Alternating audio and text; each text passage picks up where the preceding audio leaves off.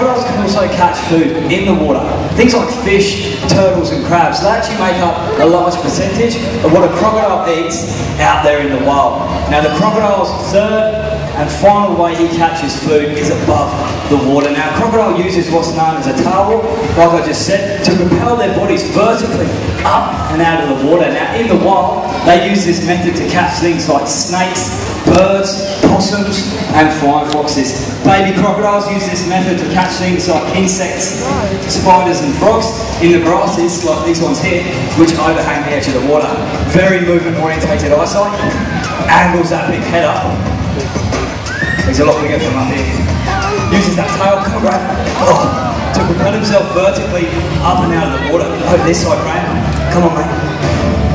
So I'll bring him around this side. Come on, Graham. Out here, big fella. We'll just wait for him to get clear there. Come on, fella. Oh, how's that, guys? That popping noise you just heard? That's his jawbones coming together, that jaw pressure I was telling you about there. That was awesome.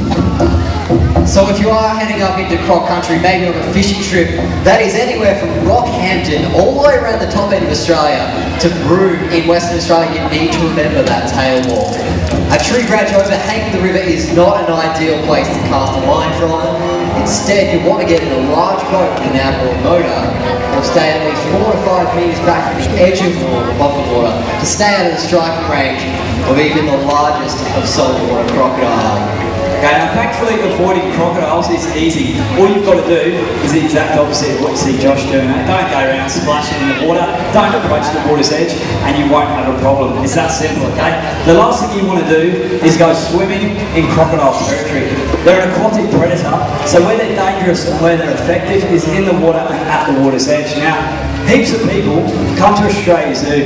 They try and tell us that crocodiles can run as fast as a horse. I only heard the other day, if you're getting chased by a crocodile, you've got to run in zigzags and circles, and I tell you what, it's a load of rubbish. Okay, crocodiles, aquatic predator, he's not designed for running around on hard solid ground. That big long tail really slows him down. Those short legs aren't even big enough to lift up that big bulky body. So we'll bring him over now and hopefully show you guys another great strike at the water's edge. You see him there in the water there, that long tail, sideways movements, those short feet used to plod along the bottom, and when he really wants to, he can swim around the cruising speed of a dolphin, around 28 kilometres an hour.